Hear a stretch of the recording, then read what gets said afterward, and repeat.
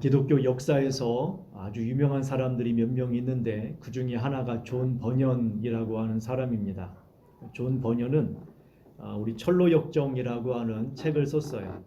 성경 다음으로 가장 많이 읽는 책이 이 철로역정이라고 합니다. 그만큼 아주 유명한 책을 썼는데 이 철로역정을 썼던 존 버년이 감옥에 갇히게 됩니다. 원래 이 사람은 영국에서 태어났는데 정규 교육을 받지를 못했어요. 학교를 가본 적이 없는 사람입니다. 또 젊었을 때는 또 세상적으로 방탕한 삶을 살았다고 합니다. 그러다가 결혼을 했는데 믿음의 아내와 결혼을 한 거예요. 믿음의 아내와 결혼을 해서 거기서 신앙을 갖게 되었고, 그리고 거기에서 하나님에 대한 믿음을 갖게 되었습니다. 회심을 하게 되었어요. 자신이 지금까지 인생을 살아가면서 잘못 살았음을 회개하고 하나님 안에 참된 생명과 구원이 있음을 깨닫고 이것을 사람들에게 전파를 하였습니다. 사람들에게 설교를 했다라는 거예요. 그는 학교를 가본 적이 없기 때문에 평범한 노동자의 언어로서 사람들에게 쉽게 설교를 하였는데 그 설교에 많은 사람들이 감동을 받고 주님께 돌아오게 됩니다. 그런데 이런 존 버년이 체포가 된 거예요. 영국에서 체포가 됐습니다. 이 사람이 원래 영국 사람인데 영국에서 체포가 됐어요. 당시 영국은 국가의 종교가 기독교였습니다. 자, 국가의 종교가 기독교예요. 1600년대. 지금 영국은 종교가 뭘까요? 국가 종교. 기독교입니다. 기독교가 국가의 종교입니다. 그래서 목회자들이 뭐냐면 공무원이에요. 공무원. 목회자, 성직자가 공무원이라고 보시면 돼요. 예. 근데 그 국가의 종교가 뭐냐면 성공회예요. 성공회. 여러분들이 만약에 거기서 하는 의식들을 보면은 성공회 의식을 하고 있는 거라고 보시면 됩니다. 그런데 지금부터 약 400년 전에도 국가의 종교가 성공회였어요. 근데 그 당시에 영국 국교회인 성공회에서는 예배와 설교를 국교회 아닌 다른 교단에서 설교하는 걸 금했습니다. 법으로 금한 거예요. 한마디로 성공회 목회자만 설교하도록 법으로 금한 거예요. 국가 종교가 기독교니까 그게 가능했던 것이죠. 그런데 이 존 버년은 성공회 사람이 아닙니다. 우리로 말하면 뭐 장로교나 뭐 침례교나 이런 쪽 사람이란 말이에요. 그런데 이 사람에 대해서 이제 선교 활동을, 설교 활동을 하지 못하도록 너는 성공의 사람이 아니니 설교하지 말라라고 명령을 내린 거죠. 자, 존 버년이 설교를 했을까요? 안 했을까요? 했습니다. 그래서 갇히게 됩니다. 감옥에 갇혀요. 감옥에 갇혔을 때에 또 뭐라고 이야기하냐면 설교만 하지 않는다고 약속만 하면 내보내주겠다라고 이야기했어요. 그랬더니 존 버년이 뭐라고 말하냐면 감옥에서 풀려나면 나는 내일 다시 하나님의 말씀을 전할 겁니다. 그래서 감옥에 갇혀서 몇 년이나 있었는 줄 아세요? 12년 동안 있었어요. 우리는 가끔 핍박이라고 하는 것이 외부의 사람으로부터 온다고 생각합니다. 물론 그렇습니다. 안 믿는 사람이나 공산주의로부터 핍박을 받을 수도 있죠. 하지만 여러분, 어떤 면에서 보면은 핍박은 안에서부터 올 수도 있어요. 안에서부터 올 수 있다라는 거예요. 제가 이제 주중에 어떤 친척으로부터 문자 하나를 받았습니다. 그 문자는 무엇이냐면 나라와 민족을 위해서 기도해야 된다고 하는 문자예요. 그러니까 무슨 문자인가 이렇게 쭉 내용을 이렇게 보았더니 지금 이제 어떤 목사님이 지금 구속 청구가 되었고 구속이 될 거다라고 이야기하면서 나라가 공산화가 되고 있으니까 나라와 민족을 위해 기도해야 된다고 저한테 문자를 보내왔더라고요.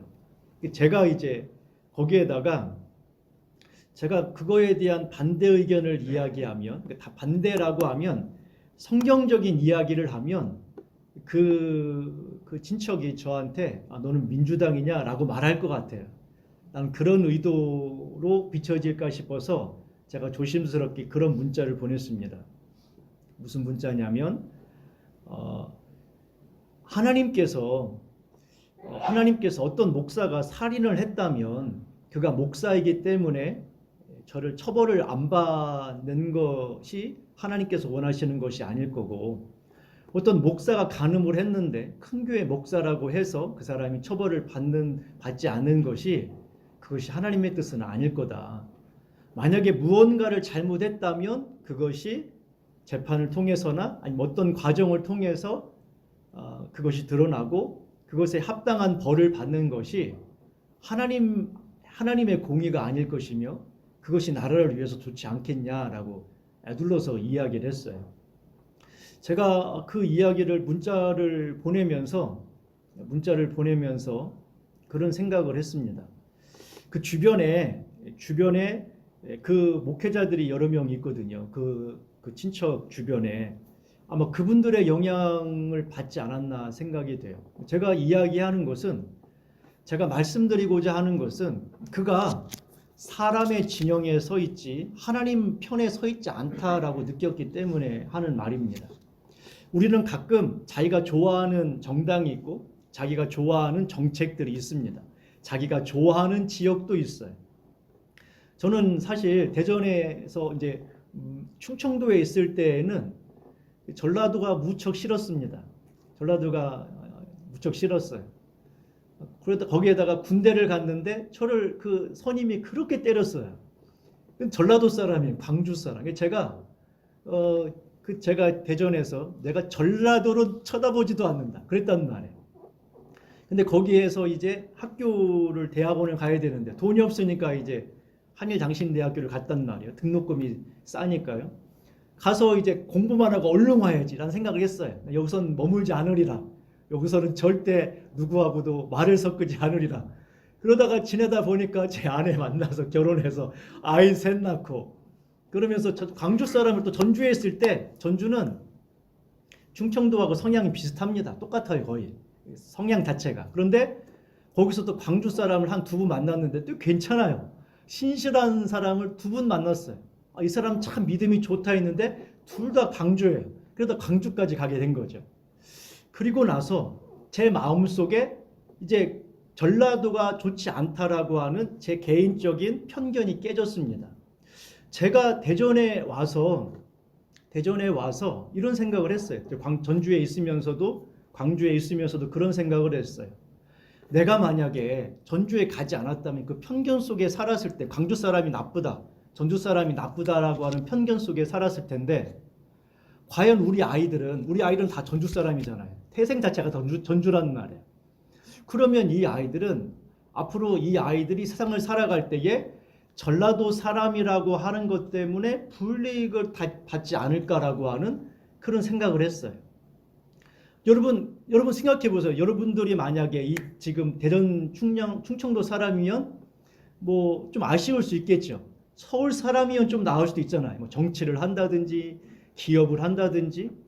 여러분 만약에 여러분들이나 여러분의 자녀나 손자 손녀가 단지 대전 사람이나 충청도 사람이라는 이유만으로 그들이 가지고 있었던 생각이나 그들이 가지고 있었던 그들의 실력이나 그들의 바른 생활과 아무 상관없이 좋지 않게 평가를 받는다면 그건 잘못된 거 아니겠어요? 뭔가 잘못된 거잖아요. 여러분 우리가 하나님 앞에 믿음으로 살아갈 때에 어떤 사람을 참 조심해야 되냐면 안 믿는 사람을 조심하는 게 아니에요. 사실 믿는 사람을 조심하셔야 돼요. 특별히 믿는 사람을 조심하셔야 돼요. 정말 그렇습니다. 제가 봤을 때는 믿는 사람을 더 조심해야 돼요. 믿는 사람을 더 조심해야 됩니다. 오늘 본문의 내용을 보면은 그 이유가 나와요. 믿는 사람을 왜 조심해야 되는지. 여러분 10절, 11절 보세요. 본문에 보면 아마시아라고 하는 사람이 등장을 합니다. 아마시아라고 하는 사람이요. 자, 10절. 때에 베델의 제사장 아마시아가 이스라엘의 왕 여로보암에게 보내어 이르되. 여러분 아마시아라고 하는 사람이 왕에게 사람을 보냈어요. 그러면서 뭐라고 말하느냐? 이스라엘 족속 중에 아모스가 왕을 모반하나니 그 모든 말을 이 땅이 견딜 수 없나이다. 아모스가 말하기를 여로보암은 칼에 죽겠고 이스라엘은 반드시 사로잡혀 그 땅에서 떠나겠다 하나이다. 여러분, 아모스가 와가지고 사람들에게 막 회개를 선포하고 심판을 선포했잖아요. 그 이야기를 듣고 지금 아마시아라고 하는 사람이 긁혔어요, 마음이. 자, 듣기가 안 좋았죠. 아모스의 이야기가 좋은 얘기가 아니에요. 여러분 생각해 보세요. 왕이 사로잡혀 갈 거다. 이 땅은 황폐하게 될 거다. 당신들은 다 죽임을 당할 것이고 당신들의 자녀들은 지금 포로가 되어 갈 거다. 여러분, 이런 설교 누가 듣고 싶겠어요? 근데 이걸 아모스가 했단 말이에요. 아모스가 하자 이 아마시아라고 하는 사람이 긁혔어요. 마음에 상처를 받은 거죠. 한마디로 이제 마음이 기분이 안 좋은 거예요. 그래서 왕에게 뭐라고 이야기하냐면 왕에게 사람을 보내서 아모스가 왕을 지금 모반하려고 한다. 지금 쿠데타를 일으키려고 한다라고 이야기를 하고 있는 거예요. 자, 이 아마시아라고 하는 사람이 누구냐면 베델의 제사장입니다. 여러분, 북이스라엘에서 가장 중요한 곳이 베델이에요. 수도는 사마리아인데 종교적으로 가장 중요한 곳이 어디냐면 저 북쪽에 단과 베델이고, 그리고 그 중에서도 가장 중요한 곳이 베델이에요. 그러니까 베델은 지금 종교적으로 가장 중요한 곳이에요. 그런데 거기에서 누구냐면 제사장이에요. 자, 그러면 종교적으로 가장 중요한 역할을 하고 있는 사람이죠. 우리로 말하면 그 북이스라엘의 총회장 정도 되는 사람이라고 보시면 돼요. 북이스라엘의 가장 종교적으로 영향력을 가지고 있는 사람이 왕에게 이야기하기를 아모스가 왕에 대하여 반란을 꾀하고 있다. 그래서 그 말을 우리가 견딜 수가 없다. 이렇게 말하고 있어요. 자, 왕에게 아모스를 고발할 뿐만 아니라 아모스를 찾아가서 이렇게 이야기합니다. 12절 13절 보세요. 12절 13절. 아마시아가 또 아모스에게 이르되 선견자야, 너는 유다 땅으로 도망하여 가서 거기에서나 떡을 먹으며 거기에서나 예언하고 다시는 베델에서 예언하지 말라. 이는 왕의 성소요 나라의 궁궐임이니라. 선지자야, 너는 유다 땅으로 도망하라. 자, 도망하라고 이야기해요. 도망하라라는 말은 빨리 지금 여기서 도망가라는 얘기잖아요.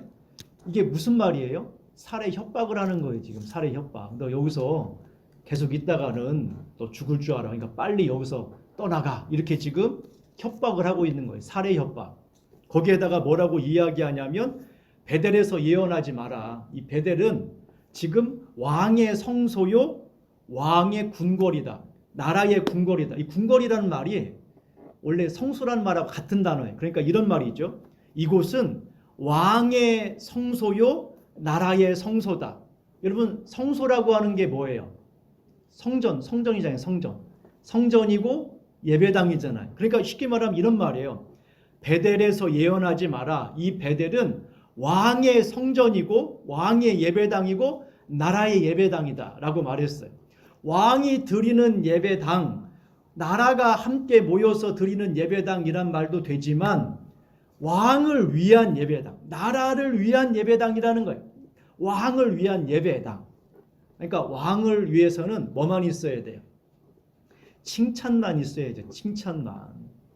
왕을 위해서는 칭찬만. 나라를 위해서는 칭찬만 있어야지. 절대 그런 이야기 하지 말라라는 거예요. 여러분, 이 아마시아의 문제는 무엇이냐면 아마시아는 하나님의 말씀을 들을 준비가 되어 있지 않았어요. 지금 아마시아를 향하여 마음을 아주 고통스럽게 하는 메시지가 아모스를 통해 나타났잖아요. 심판을 예언하고 베델의 그 예배가 얼마나 하나님 보시기에 타락했는지를 책망하고 그랬단 말이에요. 자, 이 말을 듣고서 아마시아가 마음이 긁혔어. 말씀에 마음을 긁혔단 말이에요. 그런데 여러분, 그에게는 하나님의 말씀을 분별할 능력이 없는 거예요. 북이스라엘에서, 그것도 베델이라고 하는 왕이, 온 이스라엘 백성들이 모여서 예배드리는 왕의 성소가 있는 베델, 그 베델에서도 왕의 제사장, 왕이 임명을 하고 온 국민이 믿음의 사람이라고 인정하는 아마시아가 지금 아모스를 향하여 예언하지 말라. 그리고 아모스가 하는 행동들에 대하여 이거를 어떻게 판단했냐면 정치적으로 판단했단 말이에요. 이 사람이 왕을 모반해서 지금 왕을 죽이고 새로운 왕을 세우려고 하는가 보다. 이렇게 해석을 한 거예요. 여러분 얼마든지 그럴 수 있어요. 누가 그랬다고요? 목회자가 그랬단 말이죠. 자, 그러자 오늘 여러분 특별히 아모스가 남쪽 사람이 북쪽까지 와서 예언하는 것을 아마샤가 이해를 했을까요? 못했을까요? 못했어요. 남쪽 출신이었던 이 아모스가 북쪽까지 와서 예언을 한다? 이건 아마샤 입장에서는 이해가 안 되는 일이에요. 그래서 지금 12절, 13절에 이렇게 이야기합니다. 12절 다시 보세요.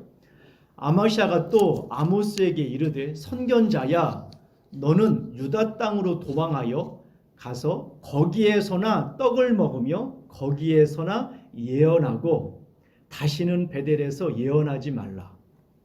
이게 무슨 말이냐면 아모스가 어떤 사람이라고 여겼냐면 그는 학교에 가서 신학을 한 거예요. 쉽게 말하면 선지자 학교에 갔어요.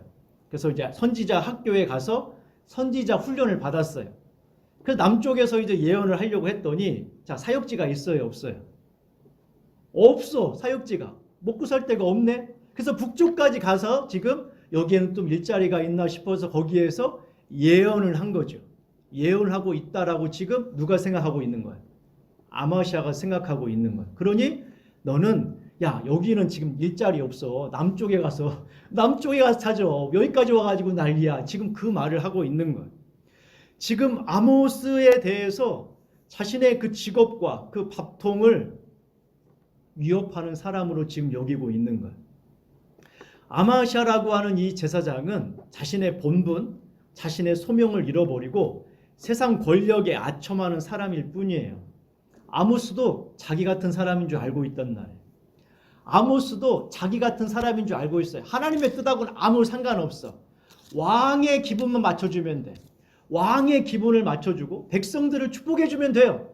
백성들 좋아하니까 여러분 한번 생각해 보세요. 인터넷에 아니면 여러분들이 그냥 CBS, CTS 오늘부터 시작해서 토요일 날 아무 채널이나 좋아요. CBS든 CTS든 기독교 방송이든 극동 방송이든 거기에서 여러분들이 수시로 한 번씩 틀어 가지고서 거기에서 주는 메시지가 무엇인지 생각해 보시라는 거예요. 만약에 여러분들이 100편의 설교를 들었어요. 100편의 메시지를 어떤 교회들, 서울에부터 시작해서 대전에 있는 수많은 교회들의 메시지를 100편을 들었다면 그 중에 가슴을 치는 설교를 하는 것이 몇 편이나 될까요? 한 편 들으면 많이 듣게 될 거예요. 한 편 들으면 많이 들어요. 다 어떤 내용이요? 다 잘 될 거란 이야기죠. 잘 될 거다. 위로받을 거다. 복을 주실 거다. 하나님이 은혜를 주실 거다. 뭐 이런 소리만 하고 있는 거죠. 아마샤가 그랬어요. 아마샤가 그랬단 말이에요. 왕을 위해서 축복해주고 여러분 그 당시에 아마샤는 이해가 안 됐다니까요. 왜냐? 여러분 그 당시에는 이스라엘에 전쟁이 없었어요. 이스라엘에. 그 당시 아수르가 내분이 일어났어요. 내전이. 주변 나라들은 완전히 초토화시켰죠. 북이스라엘 주변 나라들을 완전히 정복했어요. 북이스라엘 주변 나라들을 다 정복했는데 정복하고 나서 자기들끼리 내분이 생겼어. 왕권을 가지고 서로 싸우는 상황이 돼버린 거예요. 그러니까 여러분 주변에다가 신경 쓸 여력이 없는 거죠. 그 사이에 북이스라엘은 어떻습니까? 주변 나라들은 다 망했죠. 아수르는 지금 자기들끼리 문제 속에서 그냥 자기들끼리 싸우고 있으니까 아무도 타치를 하는 사람이 없었어요. 그래서 그 당시에 북이스라엘은 평안함 가운데 굉장히 부유했어요. 그래서 오죽하면 막 상하 침대에서 일어나고 그 뭐 우리에서 송아지 잡아먹고 송아지 뭐 양 잡아먹고 공작 사다가 원숭이 사다가 집에서 키우고 뭐 그랬단 말이에요. 여러분 이런 상황에서 여러분 아마샤가 무슨 기도를 했겠어요? 왕이 왔어요. 조창기도에. 왕이 딱 왔단 말이에요. 한 달에 한 번씩 조창기도에 참여를 했어요. 무슨 기도를 했겠어요? 여로보암 2세가 우리나라를 이렇게 잘 다스려서 하나님께서 복을 주셔서 이렇게 우리나라가 전쟁도 없고 지금 수십 년 동안 평안했노라고 그러지 않았겠습니까? 그런데 어디서 굴러왔는지 아모스가 와가지고서 회개하라, 하나님의 진노가 임한다, 이런 소리를 하고 있으니 불편하잖아요. 왕이 지금 심기를 건드리고 있는데 지금 그래서 하지 말라고 하는 거예요. 하지 마라. 그랬더니 아모스가 뭐라고 이야기합니까? 14절 15절 이렇게 이야기하죠. 아모스가 아마시아에게 대답하여 이르되 나는 선지자가 아니다. 선지자의 아들도 아니다. 나는 목자요 뽕나무 재배하는 자로서 나는 그냥 농부라는 거예요. 농부. 나는 선지자 학교 간 적도 없어요. 신학교 간 적도 없고 안수 받은 적도 없고 교육 받은 적도 없고 나는 일평생 농사 지었던 사람이다. 그런데 내가 양떼를 이렇게 몰고 가는데 하나님께서 나를 데려다가 여호와께서 내게 이르시기를 가서 내 백성 이스라엘에게 예언하라 하셨다. 그래서 내가 지금 여기 와서 하는 거다. 자, 그러면 여기서 생각해 보세요. 아모스와 아마시아라고 하는 두 사람이 있죠. 아마시아라고 하는 사람이 국가의 왕이 예배 드리는 예배 장소에 온 이스라엘 백성들이 모이는, 여러분 이 베델이라고 하는 성소의 제사장으로 있다면 그는 적어도 엘리트 출신이라는 거예요. 그렇죠. 엘리트 신학교를 수석으로 졸업을 했고 엘리트 신학교의 수석으로 와서 지금 이 예배당, 이 교회에서 지금 계속해서 좋은 자리를 지금 누리고 있죠. 설교도 굉장히 잘했을 거예요. 왜냐? 그가 베델의 제사장이었으니까. 여러분 왕이 앞에 있는데 벌벌벌벌 떨고 있으면 되겠어요? 예전에 전주에 있을 때 아주 유명한 일화가 있어요. 전도사님 한 분이 교회에 처음 전도사님 부임했어요. 그러니까 처음으로 전도사님이 없었는데 교회가 부흥을 해서 70명 정도 된 다음에 전도사님을 처음 청빙을 해서 부임을 한 거예요. 전사님은 이제 오후 설교를 시켰네요. 근데 이제 어디서 이상한 소리가 들리는 거예요. 방송사고인가 봤더니 그게 아니라 전사님이 강대상을 잡았는데 떨려가지고 달달달달 떠는 바람에 달그락달그락 거리는 소리가 방송을 통해 나오는 거예요. 그러니까 얼마나 떨렸겠어요. 처음 설교니까. 그분도 처음이잖아요. 생전 처음 성도들 앞에 설교했으니.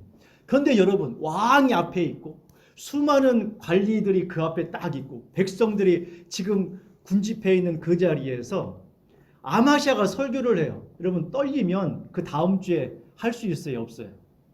못하죠. 근데 그 아마시아가 떨던데 좀 다른 사람으로 바꿔야 되지 않겠냐? 그러지 않겠습니까? 그러니까 여러분 이 아마시아는 모든 면에서 흠이 없던 사람이에요. 선지자 학교 수석으로 졸업을 했고 입학도 그렇고 수석으로 했고 가문도 괜찮았고 그를 믿어줄 만한 사람, 그를 밀어줄 만한 사람도 있었어요.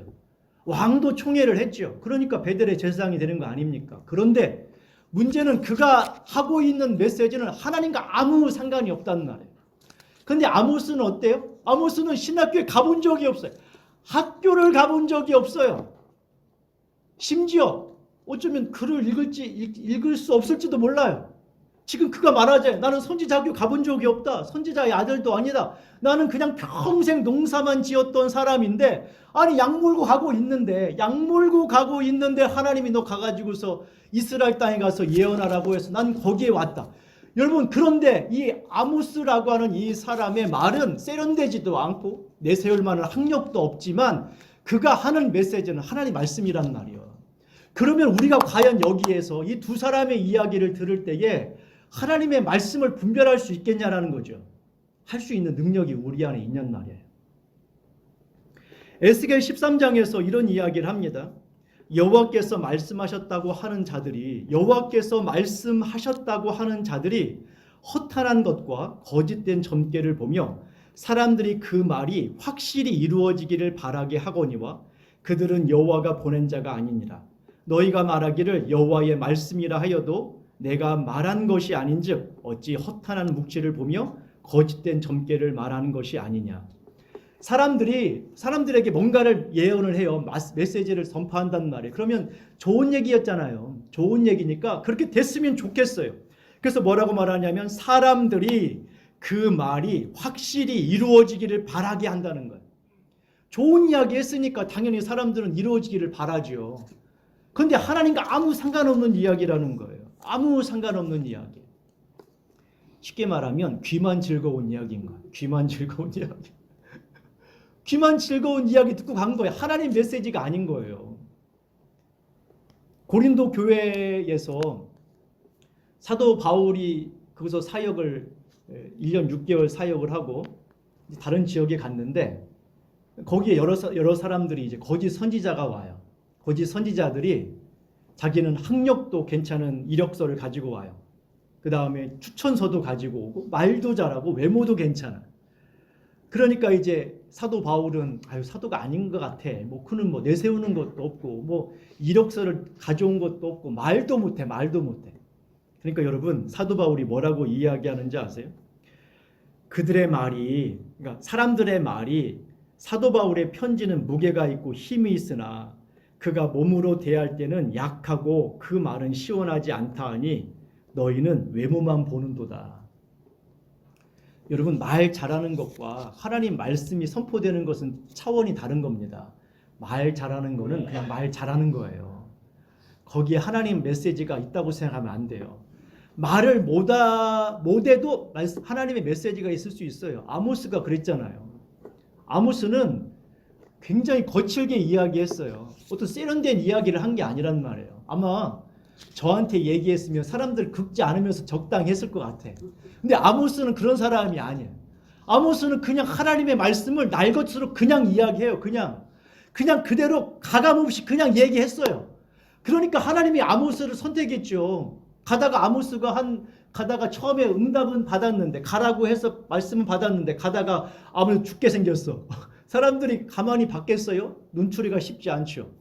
그러니까 이제 좀 적당히 좀 포장하고 예쁘게 하고, 여러분 그렇게 했으면 하나님이 그를 선택했겠냐는 말이에요.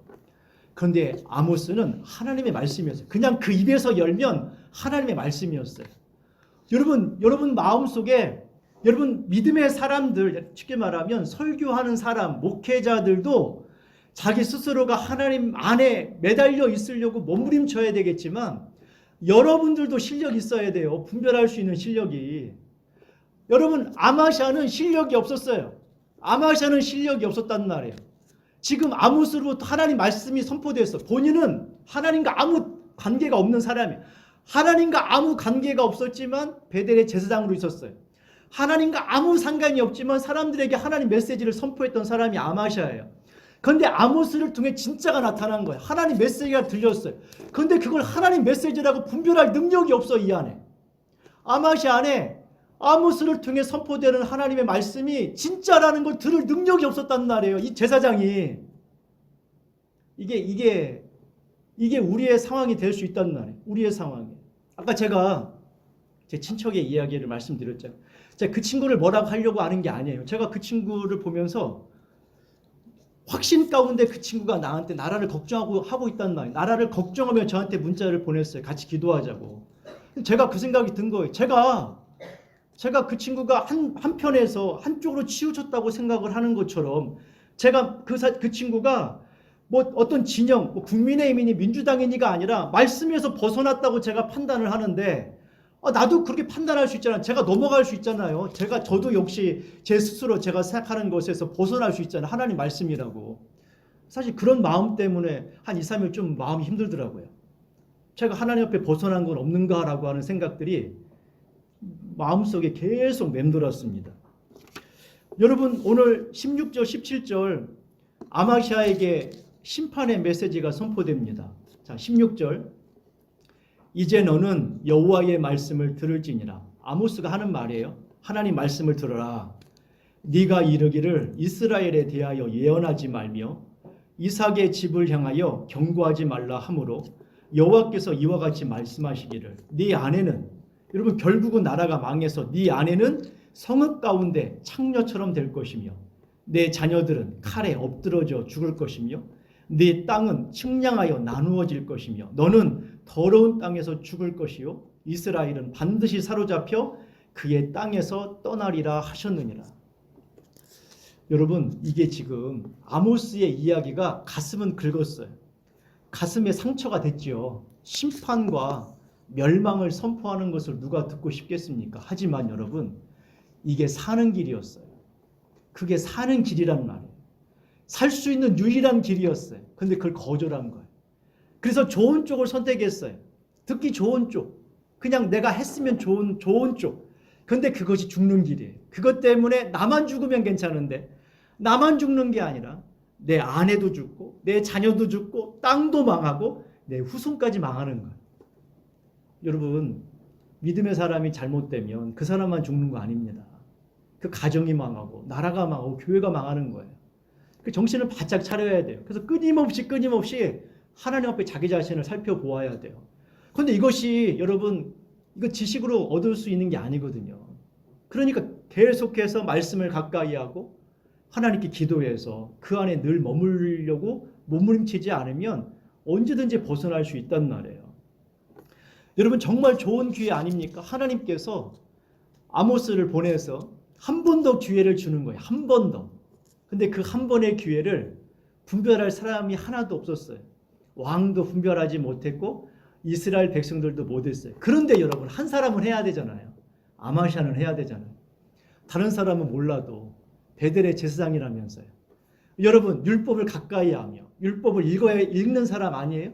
매일 하나님의 뜻을 전하는 사람 아니에요? 성경을 매일 읽는 사람 아니냔 말이에요. 그러면 적어도 아마샤만큼은 하나님의 뜻을 분별할 수 있어야 되지 않겠습니까?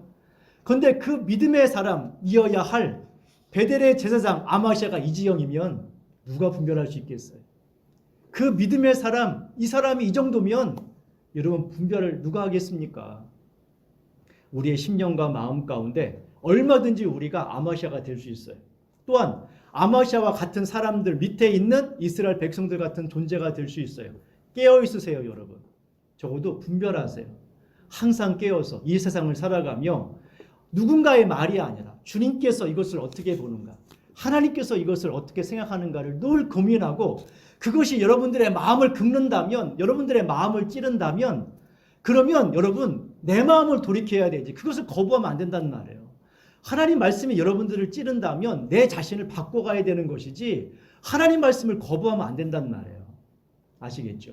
그래서 여러분들만큼은 항상 깨어서 믿음 안에 견고하게 서는 우리가 되기를 간절히 소망합니다.